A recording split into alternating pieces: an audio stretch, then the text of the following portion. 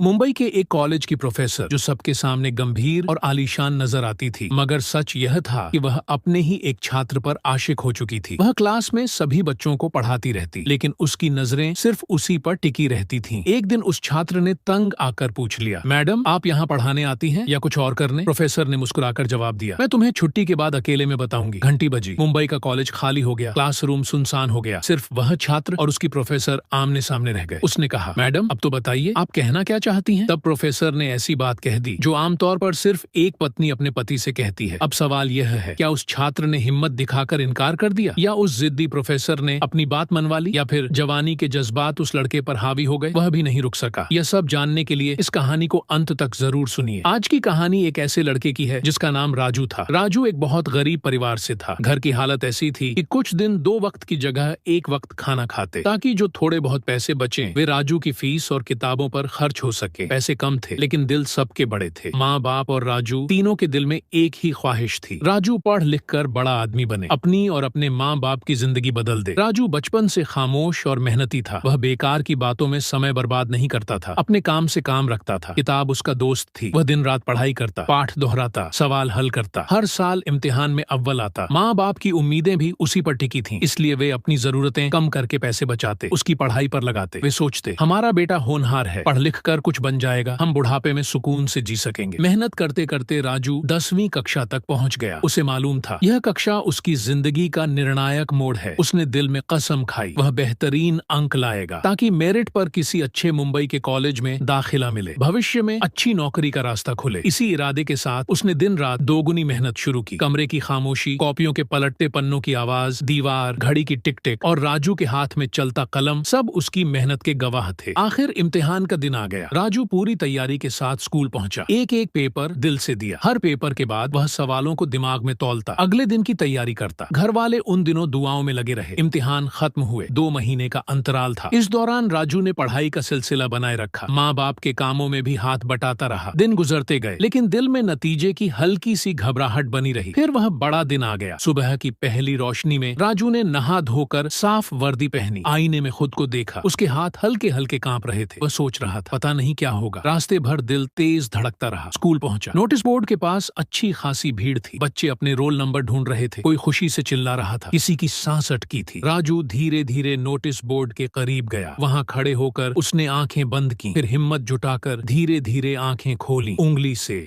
List में अपना नाम ढूंढा। अचानक उसकी नजर अपने अंकों पर ठहरी। 500 में से 450। एक पल के लिए उसके पैरों तले जमीन खिसकी, लेकिन यह खुशी का चक्कर था। आंसू अपने आप आंखों में आ गए। उसने खुद को संभाला, एक गहरी सांस ली। कुछ दोस्तों ने कंधे पर हाथ रखा। वाह राजू, शानदार। आवाजें गूंजी, लेकिन उसके कानों में अपनी धड़कन ही सुनाई दी। उसी दौरान चपरासी या क्लास मॉनिटर आया। उसने कहा, सर ने आपको ऑफिस में बुलाया है अभी। राजू ने सिर हिलाया। वह दौड़ता हुआ स्टाफ रूम के पीछे ऑफिस की ओर भागा। ऑफिस का दरवाजा आधा खुला था। राजू ने धीरे से दस्तक दी। अंदर से आवाज आई, आओ राजू। टीचर साहब ने खड़े होकर उससे हाथ मिलाया। खुशी से बोले, बधाई हो राजू, तुम हमारे स्कूल के पहले छात्र हो जिसने इतने शानदार अंक लिए। तुमने अपने माँ बाप और स्कूल का नाम रोशन किया। राजू के होंठ कांपे। वह सिर्फ धन्यवाद कह सका। टीचर ने फाइल बंद करते हुए कहा, मुझे यकीन है तुम्हें किसी बड़े मुंबई के कॉलेज में मेरिट पर दाखिला मिलेगा। फोन कॉल या पत्र आ सकता है। दोनों की तैयारी रखो, तुम्हारा सफर अब शुरू होने वाला है। राजू ने आदर से सिर झुकाया। ऑफिस से बाहर आया। उसे लगा जैसे दिल का बोझ हल्का हो गया। आसमान करीब आ गया। वो सीधा घर पहुंचा। दरवाजा खोला। माँ बाप के चेहरों पर इंतजार नजर आया। राजू ने रिजल्ट कार्ड सामने किया। माँ ने हैरानी से हाथ मुंह पर रख ली, फिर खुशी से झूम उठी। वह बेटे के माथे पर चूमने लगी, उसे गले से लगाया। बोली, बेटा हमारी कुर्बानियां बेकार नहीं गईं, तुम्हारी मेहनत ने रंग दिखाया। पिता की आंखें भीग गईं। उन्होंने धीरे से कहा, शुक्र है, सचमुच शुक्र है। उस शाम घर की छत भी हल्की हो गई। चूल्हे की आंच नरम थी, लेकिन दिलों की आंच तेज थी। उम्मीद की आंच। सब जानते थे